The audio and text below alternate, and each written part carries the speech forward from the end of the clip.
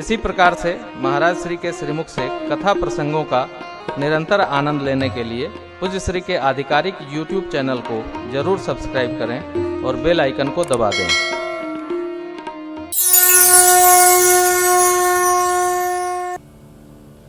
एक भाई व्यापार करते थे, अच्छा काम, परंतु पैसे को स्वयं गिन कर रात को रख करके ही सोते थे। पत्नी बच्चों को पैसा गिनने नहीं देते थे। इनका भी बड़ा अलग जीवन होता है साहब। हाँ। और आवश्यकता पड़े तो जो जितना चाहे उसका हिसाब पहले दो, फिर पैसा लो। धीरे धीरे धीरे धीरे व्यापार बढ़ाया, फिर ये किया, फिर वो किया, बढ़ते ही गया। वस्तुतः वो कृषक थे, परंतु खेती से पैसा प्राप्त करके क्या करें, तो यहाँ लगाएं, फिर यहाँ लगाए, ऐश्वर्य बढ़ता चला गया। संसार में दो वस्तु ऐसी है जिसका कोई अंत नहीं है। इंद्रियों का सुखोपभोग और अर्थ का संग्रह स्वभाव, इसकी कोई लिमिट नहीं। यदि बुद्धि इन दोनों में से एक में भी रम गई तो समझिए यह मानव जीवन समाप्त। एक में भी रमी तो, और कहीं प्रीति करें जो दोनों भाई, तो उपजई सन्निपात दुखदाई।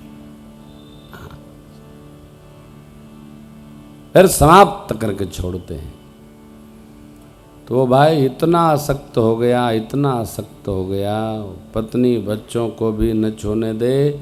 अब क्या करे वो बेचारा, जो धन संग्रह हो सबको काम भर का देकर अपने कमरे में घड़े में रख करके गाड़ता जाए। इसका भी सुख होता है, लग जाए मन में। बेबी बच्चे मांगे तो देवे भी नहीं, नहीं, बर्बाद करने के लिए थोड़ी कमाए हैं, तो क्या करने, सुरक्षा करने के लिए, और देगा और। अब उस अर्थ संग्रह प्रवृत्ति से उसके मन में ये चिंता होने लगी कि कदाचित मैं बीच में चला जाऊं तो इस धन को मेरे बच्चे बर्बाद कर देंगे। इस चिंता से बेचारे की रात की नींद चली गई। देखो, आप में से वो सबसे बड़े भाग्यशाली हैं जिनको रात में अच्छी 4 घंटे की नींद आती है। हाँ, बड़ा भाग्यशाली है। ये बीमारी बहुत बुरी है साहब, नींद न आना, अद्भुत है। ये कब होती है? जब तन में कुछ चले, मन में कुछ चले, व्यवहार में कुछ रहे, तो ये व्याधि लग ही जाती है। इसी के मध्य में एक महापुरुष, साधु पुरुष का आना हुआ, और इन्हीं श्रीमान जी के यहाँ वो अतिथि बने।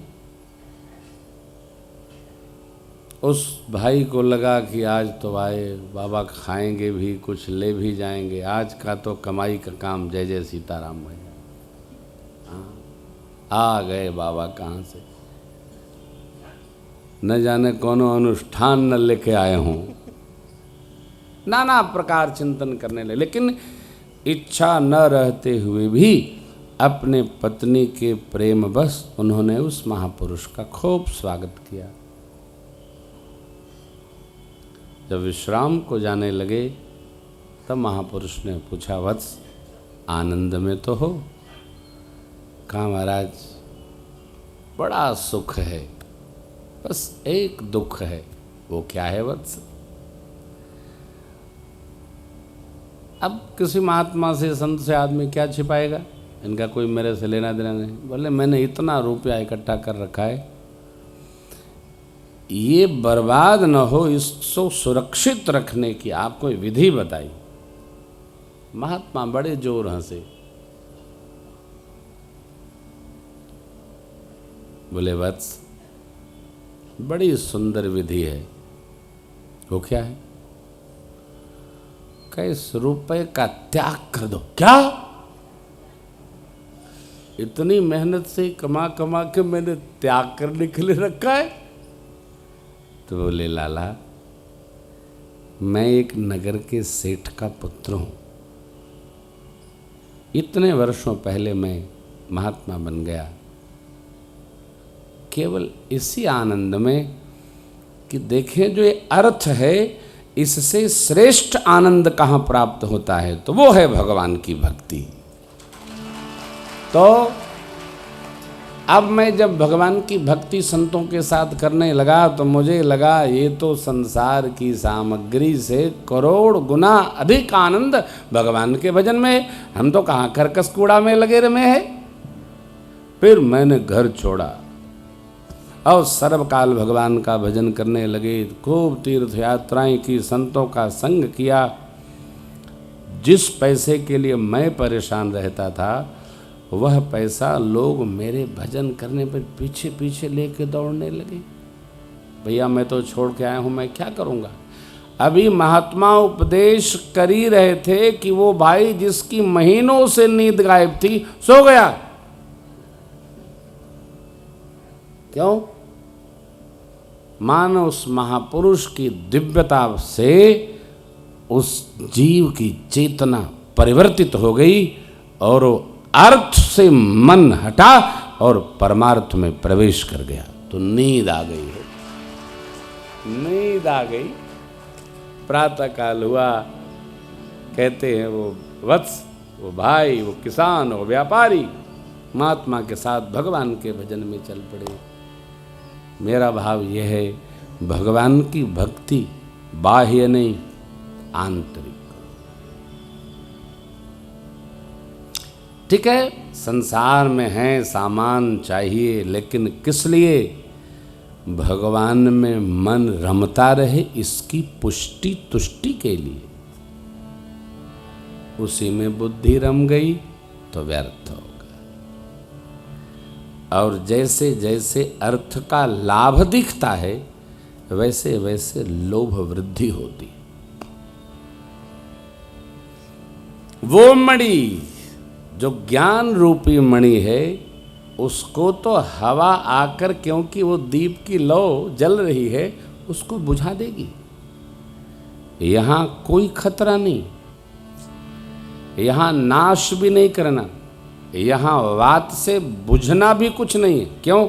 ये तो दिव्य मणि है, ये तो परम प्रकाश रूप दिन राती। यहां न दिया न घृत न बाती, कुछ है नहीं।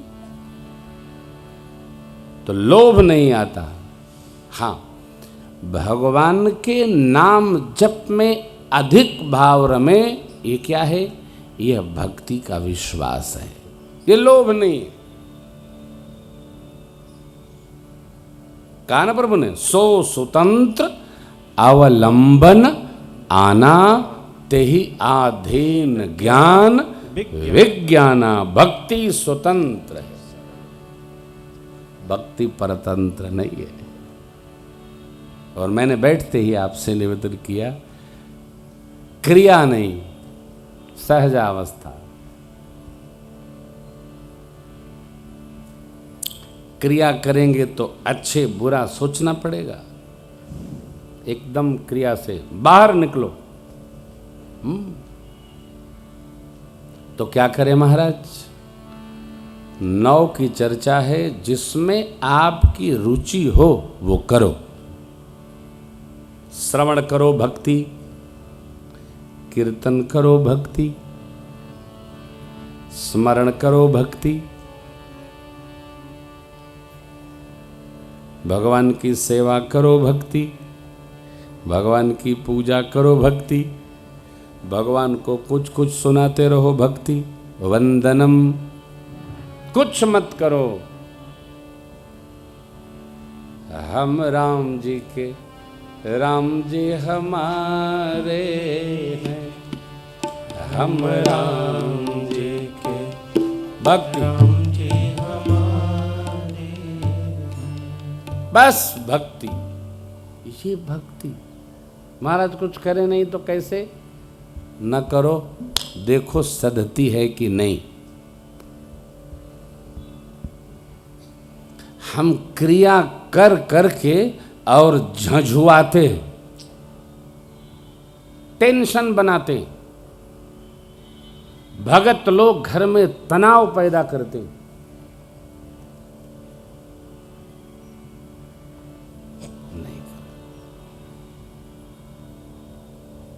नहीं करो।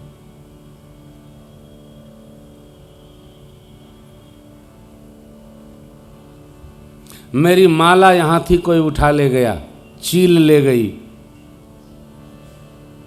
माला रखो ही नहीं,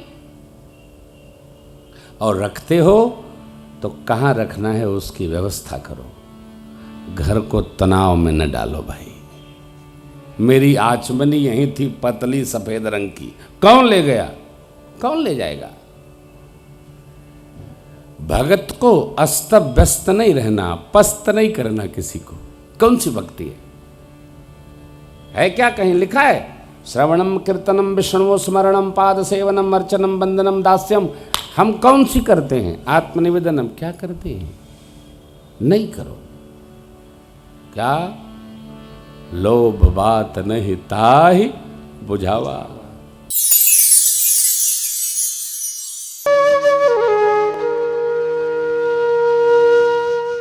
इसी तरह सुनते रहिए। चैनल को सब्सक्राइब करिए, बेल आइकन को दबा दीजिए और पुण्य अर्जन के लिए अपनों में शेयर करिए।